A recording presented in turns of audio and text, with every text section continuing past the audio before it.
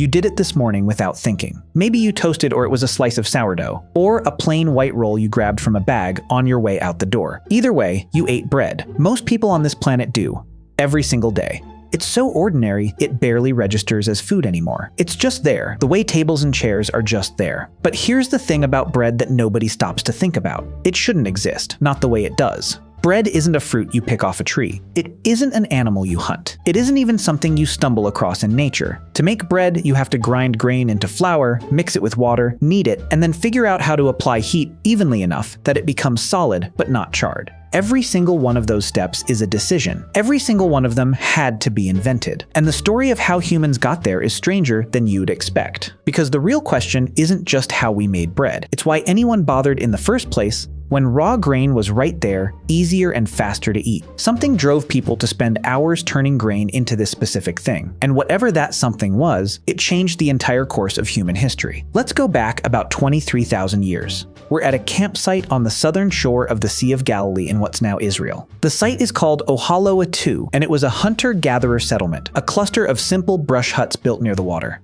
The people who lived here weren't farmers. There were no farms yet. They hunted, they fished, they foraged, and they moved when they needed to. When archaeologists excavated Ohalo-2, they found something inside one of the huts that stopped them. A large, flat stone, carefully positioned in the center of the floor. When they analyzed the stone under magnification, they found 127 starch grains embedded in its surface, from wild barley, wild wheat, and wild oats. Someone had been using that stone to grind cereal grain into flour. Routinely. This wasn't a one-off experiment. It was a habit. 23,000 years ago. The idea that bread, or something like it, began that far back used to seem impossible. Scientists had always assumed bread came after agriculture, that once humans settled down and started growing grain in organized fields, they then figured out how to process it. The sequence was supposed to be farming first, then bread. Ohalo-2 said otherwise. But here's where it gets stranger. In 2018, a team of researchers from the University of Copenhagen, University College London, and the University of Cambridge were excavating a site called Shubeika 1 in northeastern Jordan, in a stretch of land called the Black Desert. The people who had lived there were called the Natufians, a culture that existed on the edge between nomadic life and settlement.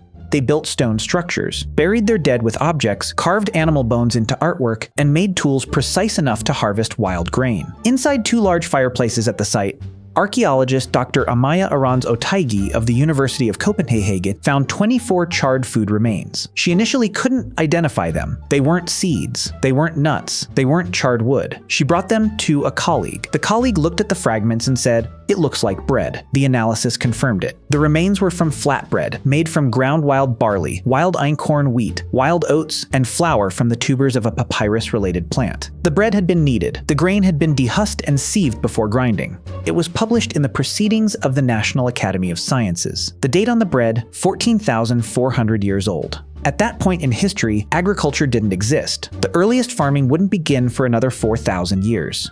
These people were hunter-gatherers who had figured out how to make bread without fields, without domesticated crops, without any of the infrastructure we associate with grain production. They did it anyway. Professor Dorian Fuller of UCL's Institute of Archaeology said something about this that's worth sitting with. He pointed out that making bread is genuinely exhausting work, even by ancient standards. You have to find the grain, harvest it by hand, remove the outer hull, grind it on stone, sift out the debris, add water, knead it, and then bake it over heat long enough that it sets. That is hours of work for what was, nutritionally, not even the most efficient food available. You could just eat the raw grain. It's slower to digest, but it's there. So why go through all of this? Fuller's answer: because bread was special, not a survival food. Something more like a cultural food, a ceremonial food, the kind of thing you make when you want to make something extraordinary. And that status, he argues, is precisely why it mattered so much that people eventually decided to grow enough grain to make it more easily. Here is the part that flips the whole story. For decades, the standard account of human civilization went like this. Humans discovered agriculture, they began farming grain, and bread was one of the things they made with all that grain. Agriculture caused bread. That was the consensus. What the Shubeika discovery suggests is that the causation ran the other direction. Bread, or the desire for bread, may have helped cause agriculture. Think about what that means. Hunter-gatherers were working for hours to produce a small amount of flatbread from wild grain, because it was worth it to them, because it was prized. The more they wanted it, the more grain they needed. And the more grain they needed, the more it made sense to stay in one place near the grain, to protect the grain plants, to clear competing plants away, to replant when seeds fell. Those behaviors are the beginning of farming.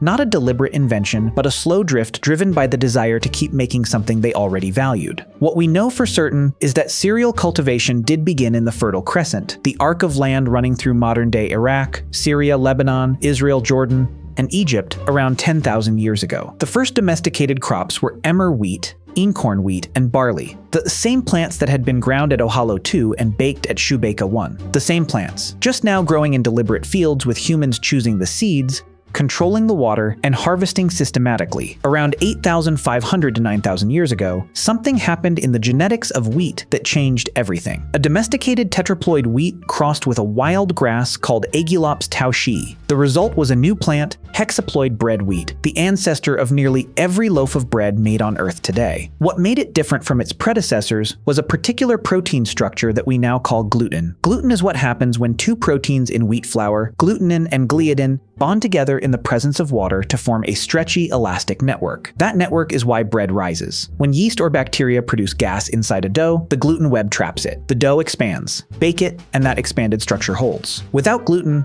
the gas just escapes, and you get a flat, dense disc. With gluten, you get something that has air in it, something lighter and chewier, something that tastes different. This one genetic accident in a field somewhere near the Fertile Crescent gave humans the capacity to make a completely different kind of bread, and it happened before anyone understood why. Now we get to Egypt, and the scale of what happened there is difficult to process. By around 3000 BCE, ancient Egyptians had turned bread into an industry. Every person in Egyptian society, from the lowest laborer to the pharaoh's household, ate bread at every meal. The connection between bread and sustenance was so total that in Egyptian hieroglyphics, the combined symbols for bread and beer literally meant a meal, not a meal that included bread and beer. Bread and beer was the concept of food itself. The leavened bread, bread that rises, came from an accident that was probably repeated thousands of times before anyone figured out what was happening. Someone left a bowl of flour and water out in the warm Nile Delta air. Wild yeasts in the environment, Saccharomyces cerevisiae among them,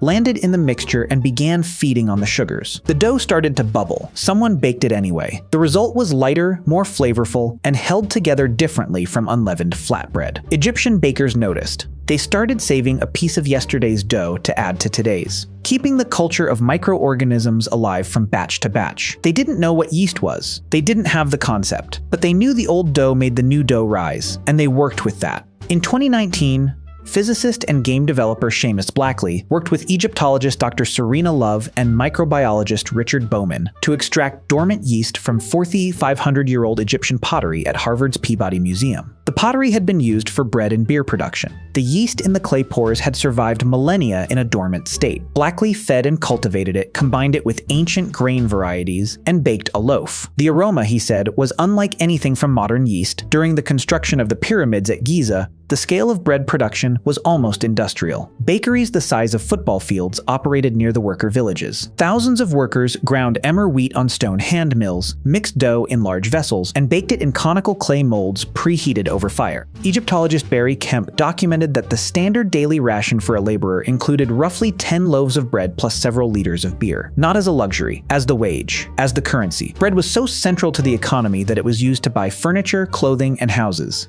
The workers who built the Great Pyramid were not slaves. The archaeological evidence from Giza, the ration records, the worker cemeteries, the medical care traces make clear they were a state-supported labor force compensated in food, and that food was bread. The pyramids of Giza were built on bread. Today, bread wheat provides 40 to 50% of the daily calories consumed in Egypt and Turkey, around 20% in the UK. It's the most widely cultivated crop on Earth. A single species of grain, descended from that genetic accident 500 years ago, feeds more humans than any other plant in history. And the wild yeast that some Egyptian baker accidentally domesticated 5,000 years ago is still alive. Not in the same body. The cells replicate, they die, they're replaced. But the culture, the living ecosystem of yeast and bacteria, passed from baker to baker, dough to dough, generation to generation, hasn't stopped. Every sourdough starter in the world right now is a direct descendant of that accidental fermentation.